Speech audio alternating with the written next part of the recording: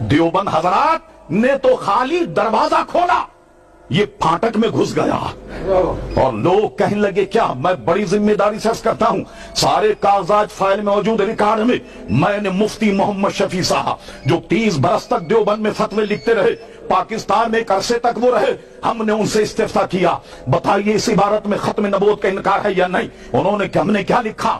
کہتا ہے بالفرض حضور کے بعد یا حضور کے بعد کوئی نبی تصور کیا جائے خاتمیت محمدیہ میں کچھ فرق نہ آئے گا۔ ہم نے کس عبارت کے متعلق بتائیے؟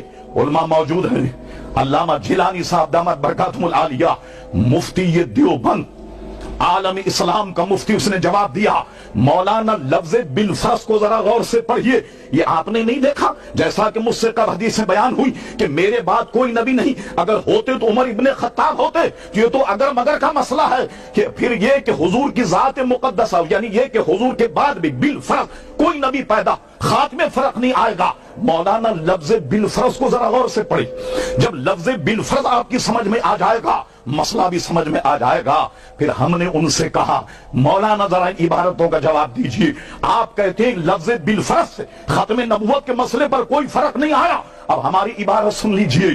زید کہتا ہے بالفرض بکر کی آنکھ پھوٹ جائے بینائی میں تو فرق نہیں آئے گا، بالفرض زید کی ٹانگ ٹوٹ جائے چال میں تو فرق نہیں آئے گا، بالفرض کسی وہابی کو چوراہے پہ پکڑ کر ننگا کر کے جوتے مارے جائیں عزت میں تو فرق نہیں آئے گا۔ نہیں آنا چاہیے،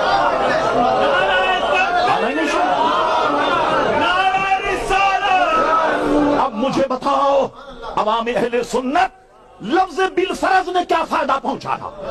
کوئی فائدہ اس نے نہیں پہنچایا، یہ ہیلے اور بہانے ہیں۔ تو تم نے تو گیٹ کھولا، وہ پھاٹک کھول کر گھس گیا، اور اس نے صرف یہی نہیں کہ دعوی نبوت کیا بلکہ پیارے مصطفیٰ کی گستاخیاں کی ہیں، صحابہ کی گستاخیاں کی ہیں، عیسیٰ علیہ السلام کی گستاخیاں کی ہیں۔ اللہ اکبر، یہ صحرا الحمدللہ اہل سنت کے سر ہے۔ اگر اہل حدیث صحرا باندھنا چاہیں، علماء دیوبند صحرا باندھنا چاہیں، ان کم وقت میں تو شادی کا صحرا نہ جائے تو یہ صحرا کہاں باندھے؟